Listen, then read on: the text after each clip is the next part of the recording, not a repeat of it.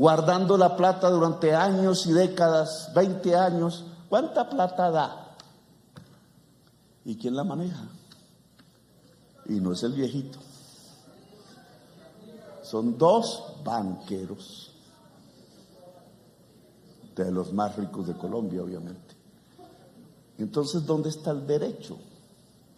El derecho que decía la Constitución lo volvieron un negocio. Y cuando va a la salud, lo mismo. E incluso cuando se va a la educación, lo mismo. Y cuando se va al agua, dice uno, el agua es un derecho, porque sin el agua pues nos fregamos, nos morimos. No hay sino que pasar 4 días sin agua y ya.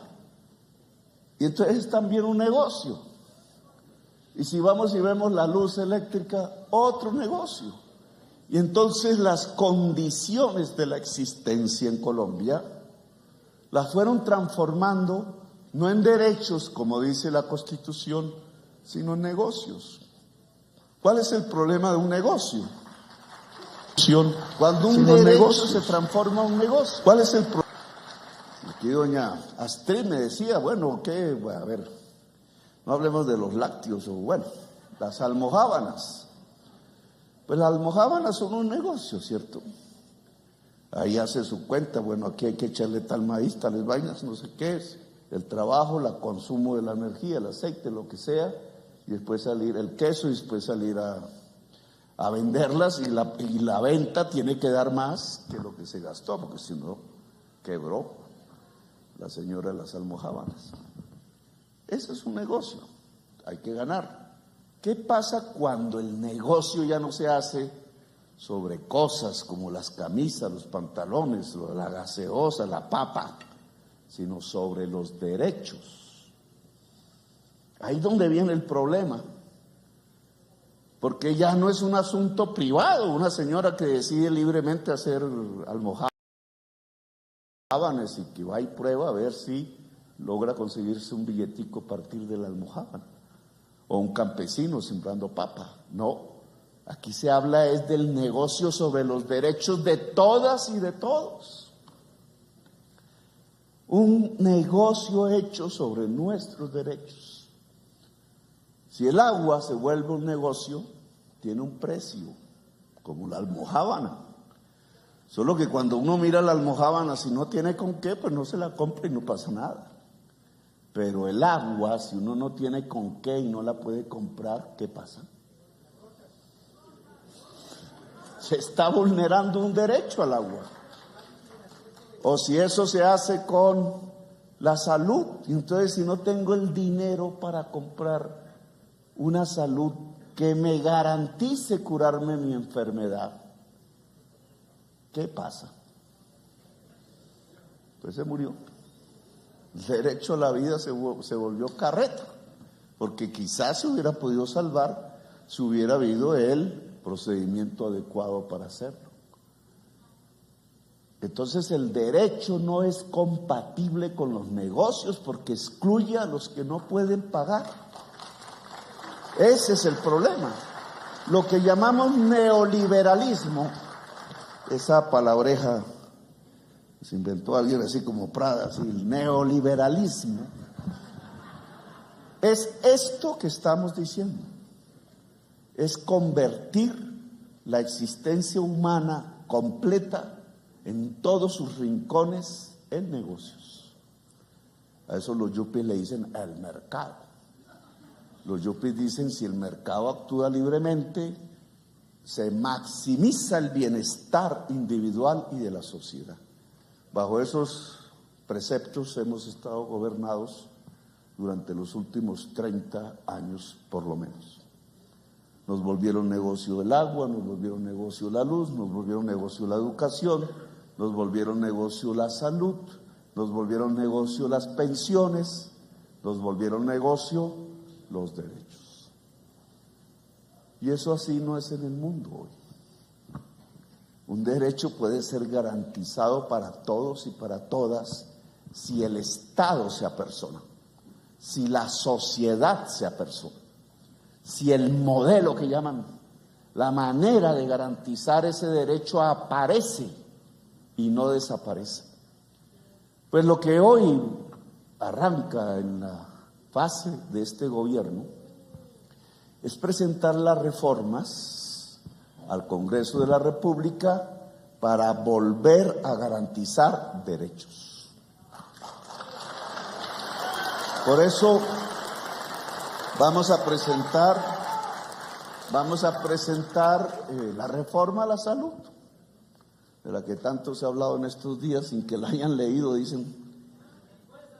La reforma a las pensiones, la reforma laboral, la reforma a los servicios públicos.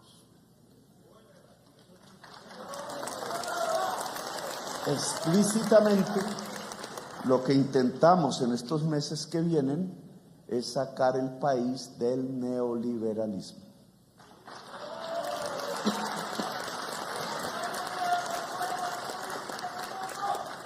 La reforma pensional tiene un objetivo, sí, que en su masa de dineros que comentaba se ahorran y que no dan pensión, podamos tener que esa masa de dineros no se ahorre solamente en fondos privados, de los cuales solo 2 banqueros son dueños en toda Colombia, sino en un fondo público también, que entonces descarga al Estado de pagar a los pensionados, porque se paga con esos recursos los pensionados. Ningún pensionado va a perder su pensión. Pero al descargarse el Estado, porque es el Estado el que paga las pensiones, mientras los trabajadores cotizan es en los fondos privados de pensiones para que el dueño del banco maneje su dinero como se le dé la gana, entonces esa liberación de recursos va a pagarle un bono pensional digno, no de 80,000 ni de 70,000 pesos, sino de 500,000 pesos mensuales a ese viejito que está en la terminal, que como él son 3 millones de viejitos, y viejitas la mayoría. Es decir, a ese campesino que lo dio todo, sembrando café el siglo pasado, envejeció sembrando café, hizo la riqueza nacional y terminó en la calle porque nadie se acordó de que él merecía por su trabajo una pensión. Llegar a la cobertura total en un sistema pensional, 100%, es decir, garantizarle a alguien que entra a trabajar así, siendo joven, no le importe mucho porque piensa que no va a envejecer, garantizarle que cuando vaya a envejecer tenga una garantía de obtener la pensión y no una garantía de haber puesto su sueldito en función del negocio particular de 2 señores que son los dueños de casi toda la banca privada de Colombia. Una reforma pensional, ¿para quién? Para el viejo y la vieja. ¿A quién perjudica? Al banquero. Y el banquero es dueño del periódico, del noticiero, de la televisión, del medio de comunicación, y entonces nos dice: uy, qué reforma tan horrible, ¿de dónde salieron? Ustedes están locos. Locos no, queremos un país donde se garantice el derecho a la pensión y no simplemente las ganancias con el dinero que la gente cotiza para pensionarse, para no pensionarse jamás. Eso se llama justicia social. Y podríamos hablar lo mismo de la salud. Aquí hablaban del hospital. Casi siempre cuando uno va a cualquier parte del país, le hablan del hospital. Casi todos los hospitales se llaman San Juan, San Rafael, San José, bueno. Y casi en todas partes el hospital está vuelto nada. Algunos cerrados, a punto de cerrarse. Cuando uno entra al hospital, ahí no hay nada, unas camillas, las enfermeras a medio pagar, si es que les han pagado. En muchas partes 2 meses, 3 meses sin pago. No hay vendas, no hay medicinas, no hay jeringas. En muchos pueblos ya ni los niños nacen en el pueblo y el pueblo se queda sin crecimiento. ¿Y por qué? en donde alguien enfermo de un ataque cardíaco en una vereda pueda realmente llegar a un hospital porque el servicio de salud lo llevó.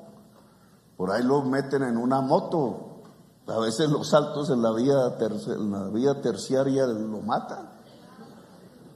No hay cómo la gente del campo tenga un sistema de salud. Claro, la persona que vive en Chapinero, quizás solo caminando llega a un consultorio, llega a una clínica chévere, bien montada, entonces dice el sistema de salud es muy bueno, pero pregúntele eso a un campesino, pregúntele eso a una señora, pregúntele eso a una mujer embarazada que vive en el campo, a ver si es cierto que tenemos uno de los mejores sistemas de salud.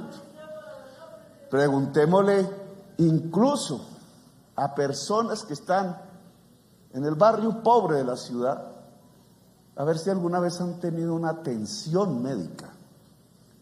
Personas que incluso hubieran podido no enfermarse si un médico los hubiera visto, pero como no los vio nunca, terminaron en enfermedades que se agravaron y su gravedad llevó a la muerte cuando se podía prevenir.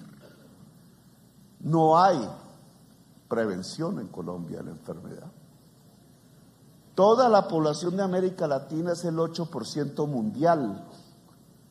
¿Y sabe cuál fue el porcentaje de la población que murió por COVID? 30%.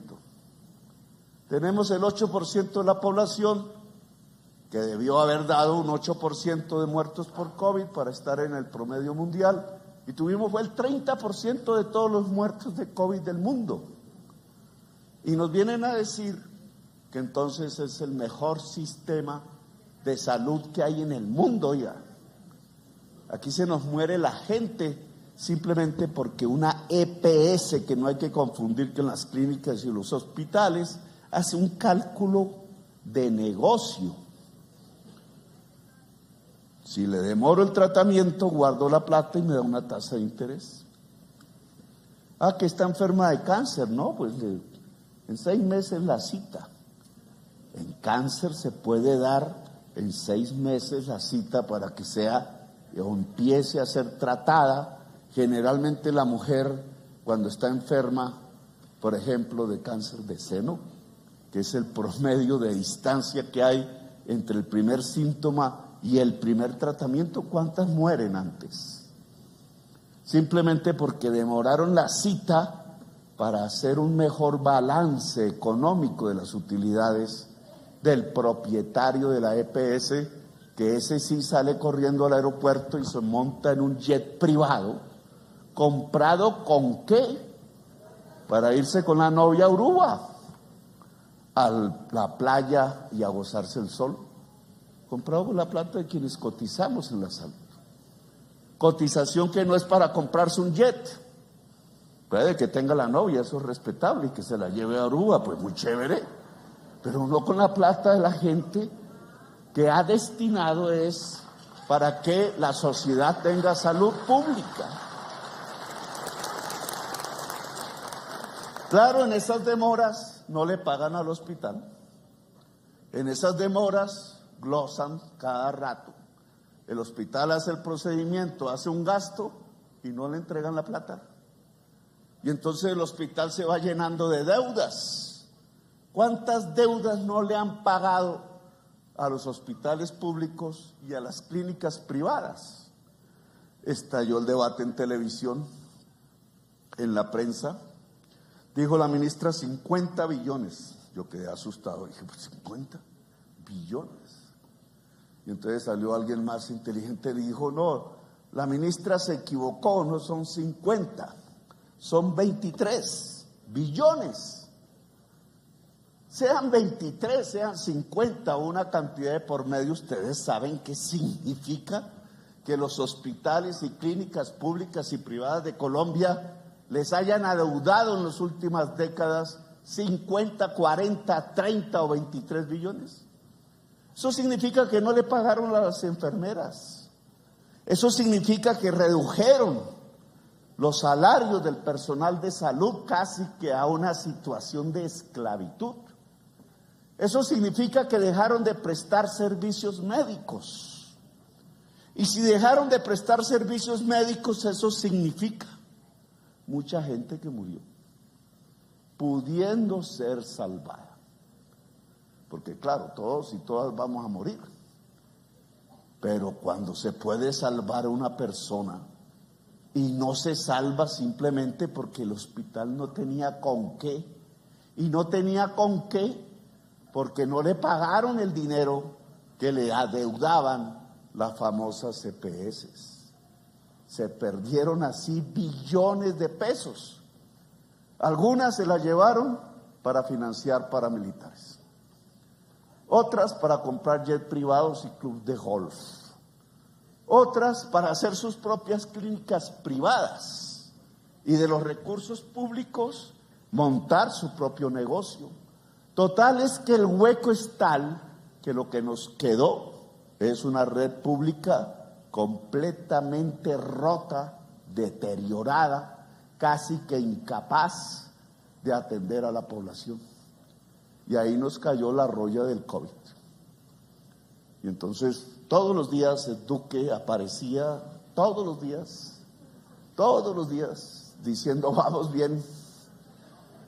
bien. Los indicadores de COVID de Colombia son de los peores del mundo. No porque el COVID no mate en unas partes y en otras sí, no es que aquí mató más que en la mayor parte del mundo. ¿Por qué? ¿Era que éramos muy viejitos y entonces los viejitos nos morimos? No, porque el sistema de salud no estaba preparado, estaba desvencijado, se había roto a través de los años, se había empobrecido a través de los años, y entonces como sociedad resistimos menos eficazmente el COVID, defendiendo la vida, que la mayoría de las sociedades del mundo. Pero como los dueños de las EPS también son dueños de tal noticiero, de tal canal, de tal periódico, como pagan campañas electorales en el Congreso de la República, como ponen publicidad para llegar ingresos a los grandes medios de comunicación, ¿cómo se le ocurre a esa ministra decir que va a reformar el sistema de salud si es uno de los mejores del mundo? Cuando todos los días estamos viendo que se muere gente sin atención. Cuando todos los días estamos viendo que, por ejemplo, la tasa de mortalidad materna que tiene Colombia es la peor de la OCDE, a donde se metió Colombia pensando que era rica y que tenía el sistema de salud mejor del universo. Pues nosotros queremos reformar ese sistema de salud de una manera inteligente, no somos tontos. No va a morir nadie. Vamos a fortalecer el sistema de salud a partir de crear un sistema preventivo de la salud, de que la gente intente con el sistema preventivo evitar la enfermedad hasta donde sea posible, que podamos llegar con médicos allá a esa casa del campesino donde está la mujer embarazada, y no esperar cuando la mujer embarazada ya no tenga nada que hacer por las dificultades que la falta de atención le provocó, llegar ella como pueda, algún vecino en alguna camioneta, traerla hasta el hospital aquí en Tunja. ¿Por qué el médico no puede ir hasta la casa? ¿Por qué no podemos desplegar un servicio donde es el hospital el que va a la casa de las personas y no las personas ya moribundas a buscar una cita en el hospital si acaso el hospital puede atenderlas? ¿Por qué no podemos tener esos modelos de salud si existen en la mayor parte del mundo? Si existen aquí en Costa Rica, si existen en toda Europa, que no se creyó el cuento de que la salud es un negocio. ¿Por qué no podemos tener un modelo de salud universal para toda la sociedad colombiana que garantice su derecho a ser atendido, a vivir a que no es un simple cliente de una empresa a la cual su cotización le permite generar utilidades para un señor que se va en jet privado con la novia a Urabá, sino que su dinero, su cotización, si es trabajador, o el dinero público, que es la mayoría, garantice por lo menos que la población no se enferme al máximo a través de un sistema preventivo. Para eso hay que cuidar el dinero público. Si el dinero público se entrega a intermediarios que se enriquecen, pues no va a haber servicio de salud eficaz. Si el dinero público se entrega directamente al hospital, a la clínica, entonces el hospital de San Rafael podría tener una mejor disposición para atender a la ciudadanía, por ejemplo, de Tunja, como usted informó. Esas reformas van a ser presentadas. Obviamente tienen enemistades. Hay gente que pierde, por ejemplo, el señor del jet. El señor del jet dice, oiga, este gobierno hay que tumbarlo. Y hay gente que se beneficia, millones de mujeres y hombres campesinos, de barrios pobres, de clase media, que puedan tener la garantía de que se les va a atender en el momento adecuado si una enfermedad llega, y ojalá no llegue. Y así podríamos hablar de otras reformas que no puedo, por ejemplo, con el tiempo, la reforma laboral. Y entonces nos tenemos que acostumbrar a que el gran empresario contrata a la mujer durante 3 meses y la echa para volverla a contratar 3 meses y otros 3 meses y otros 3 meses, y así 10 años y así 20 años, sin prestaciones, sin pensión, sin garantías sociales. ¿Cuánta gente no conocen ustedes así? En el Estado, fuera del Estado. ¿Y por qué no podemos tener una relación laboral? Porque una persona cuando entra a una empresa no puede ser contratada indefinidamente, como era antes. ¿Por qué no puede tener derecho a sus prestaciones sociales, incluidas las vacaciones? ¿Alguna contratista del Estado, de la empresa privada, tiene derecho a vacaciones?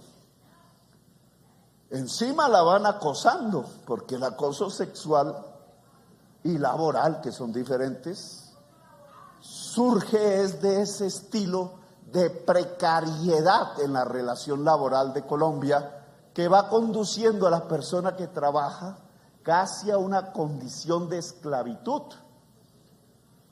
En la OCDE, para volver a hablar del mismo tema, solo Turquía nos gana en la cantidad de tiempo promedio que labora una persona en su existencia. Es decir, nos dicen que vagos, decía la Cabal, vagos. El pueblo colombiano es de los pueblos que más trabaja en promedio del mundo, solo que no gana. Trabajamos para otros y no nos pagan la dignidad que significa el trabajo.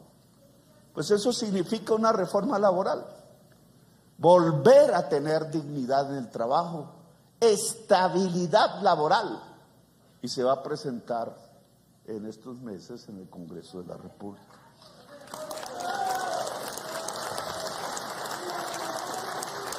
Y ya me extendí bastante porque la dimensión de esas reformas es grande. La gente, 11,5 millones que votó por nosotros, diciendo que este era el gobierno del cambio, pues ese es el cambio. Cambio en la salud, en las pensiones, cambio en el régimen laboral, cambio en el régimen de la tierra, para no hablar de la reforma agraria. Algunas necesitan leyes, y las leyes se hacen en el Congreso, y se hacen por voto de mayorías. Y ya se mueven los grandes dinerales para evitar las reformas. Se mueven. Miren nomás un día de noticias y verán ¿cómo se están moviendo para ver que eso no se apruebe? Que sigamos igual, es decir, que no haya cambio. Pues yo por eso digo, pues hay que movernos como sociedad que no lucha, pues la vuelven esclava, ¿qué más? Lo decían las campañas, sociedades que vuelven rebaños, pues ¿a dónde van los rebaños? Al matadero. No hay rebaño que no vaya al matadero. Una sociedad no puede volverse rebaño, una sociedad tiene que discutir, claro, a ver si el gobierno se equivoca o no, aquí y allá, pero tiene que salir, porque lo que se trata en estos meses que está por venir es del cambio. O lo hacemos o no lo hicimos. Es en estos meses donde se van a presentar las reformas fundamentales del cambio. Ahora, yo me extendí en los temas nacionales y dejé un poco al lado el tema de la acción comunal y a lo que vinimos. Pero antes de pasar a ese tema, voy a terminar en los temas nacionales con los servicios públicos y hacer aquí un anuncio nacional. ¿Dónde tienes ¿Lo tienes por ahí? Es que me leí un artículo que quiero que ustedes lean también, lo voy a leer, a ver si lo encuentro, que es el artículo 370 de la Constitución Nacional. Ustedes saben que los precios de las cosas han aumentado bastante, más la comida, los servicios públicos. Y entonces este artículo 370 de la Constitución dice: corresponde al presidente de la República señalar, con sujeción a la ley, las políticas generales de administración y control de eficiencia de los servicios públicos domiciliarios y ejercer por medio de la Superintendencia de Servicios Públicos Domiciliarios el control, la inspección y vigilancia de las entidades que los presten. Constitución. ¿Sí? ¿Qué significa esto? Que el presidente de la República, no el Congreso, no el ministro, no la fuerza pública, no el alcalde, no el gobernador, sino que el presidente de la República, por orden constitucional, tiene la facultad de generar las políticas generales de administración y control de eficiencia de los servicios públicos domiciliarios, que son el agua, la luz.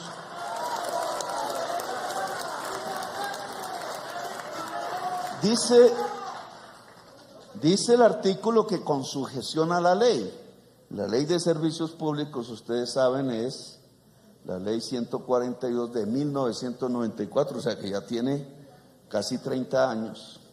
En el artículo 68 dice: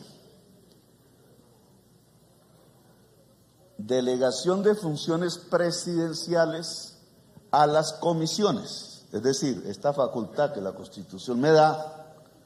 Entonces esta ley dice: el presidente de la República señalará las políticas generales de administración y control de eficiencia de los servicios públicos domiciliarios que le encomienda el artículo 370 de la Constitución Política y de los demás a los que se refiere esta ley, por medio de las comisiones de regulación de los servicios públicos, si decide delegarlas.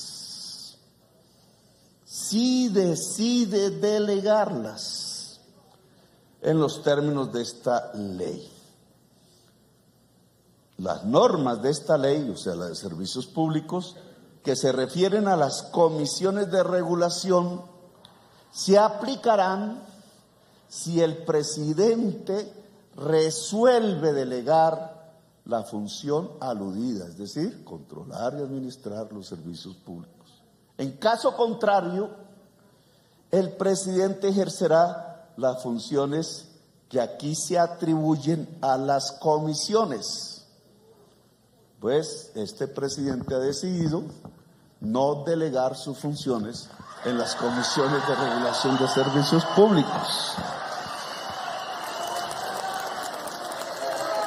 Al menos por un tiempo. Y entonces voy a asumir el control, las políticas generales de administración de los servicios públicos de Colombia, directa y personalmente, en función de lo que la misma ley dice. Primero el interés general y el del usuario, que se ha puesto al revés en los últimos años de Colombia. Bueno, y terminamos entonces con la acción comunal. Proponemos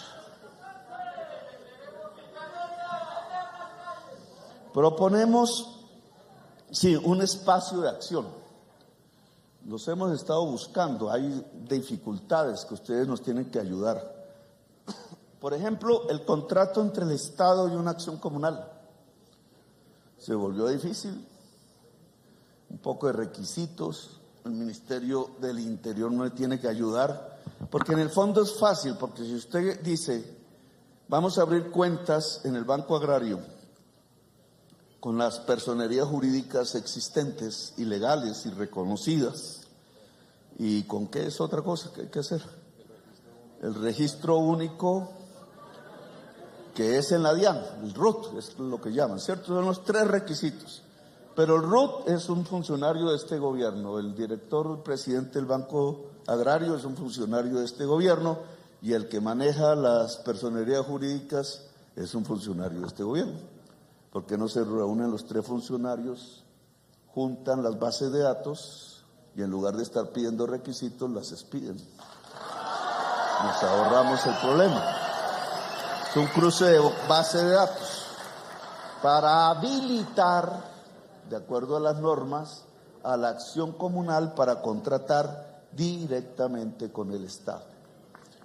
¿Qué cosas queremos contratar y por qué? Pues como aquí lo han dicho, porque la contratación de vías pequeñas, de ciertas obras, se volvió una corrupción. Entonces el gobierno le entrega a un alcalde para hacer una vía o a un gobernador y nunca se supo ni de la vía ni de la plata que entregó. A veces intermedian los recursos, entonces llega un señor congresista y dice, sí, pero es que como yo conseguí la plata, entonces el contratito es de un amigo mío y por ahí se va para las elecciones la plata. Nosotros queremos, es un riesgo, contratar directamente con la Acción Comunal de Colombia.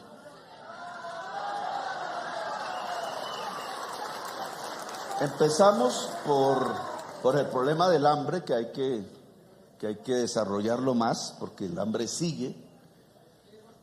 Y ahora queremos desarrollar las vías que llaman terciarias, que antes llamaban vías comunales o vecinales, caminos vecinales, le decía, que son rurales.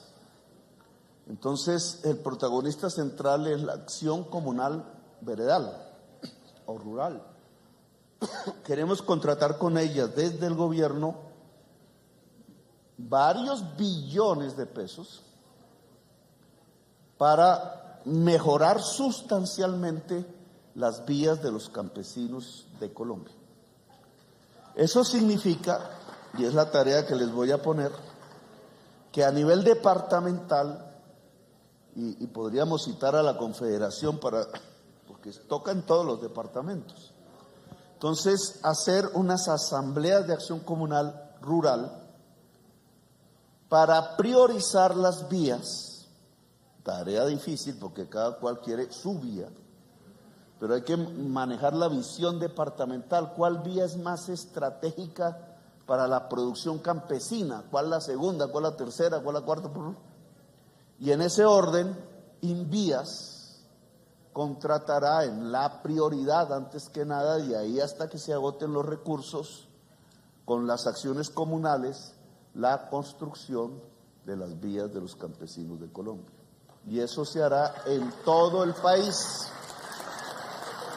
Tendremos una partida de 2 billones, algo así, todavía no es exacto porque estamos haciendo la adición presupuestal de este año, pero que sea una cantidad suficiente, no digo para solucionar todo porque no somos un país rico, sino para que haya un cambio que se note, que sea sustancial, que tenga un impacto en la rentabilidad de la producción de alimentos de Colombia. Porque el país tiene hambre, por circunstancias mundiales, porque se creció el precio de los fertilizantes, porque nos cayó más agua que nunca en la existencia, y nosotros tenemos que desarrollar la producción alimenticia de Colombia, y la producción alimenticia está sobre todo en manos del campesinado, y yo diría, como alguien aquí dijo, de la mujer campesina de Colombia. Entonces, una parte de esa mejor rentabilidad es la vía, no lo único, sabemos. Tenemos que hablar de técnica, tenemos que hablar de conectividad, tenemos que hablar de educación, etcétera. Tenemos que hablar de compra estatal de cosechas que queremos implementar a partir de la olla comunitaria, precisamente. Tenemos que hablar de varios temas que protejan, como ordena también la Constitución, la producción de alimentos en Colombia. Tenemos que hablar del comercio internacional, por ejemplo. Y tenemos que hablar de la agroindustrialización, sobre todo en terrenos de departamentos y regiones de minifundio, como este. Porque la única manera de superar la escasez de tierra es generando valor agregado en la producción industrializada de lo que se genera en la tierra, y para ello hay que tener asociatividad, porque con media hectárea, con 1 hectárea no se hace industria, se hace con la producción de miles de hectáreas que pertenecen a miles de familias campesinas, y para ello entonces hay que tener un criterio de asociatividad, porque nosotros no queremos que la industria quede en manos de unos relativamente poderosos y la producción bruta en manos de otros relativamente débiles, sino que el productor de papa sea copropietario de la industrialización de la papa, que la productora de leche sea copropietaria de la industrialización de la leche, y así sucesivamente. Entonces, la acción comunal veredal juega aquí un papel que queremos que se desarrolle.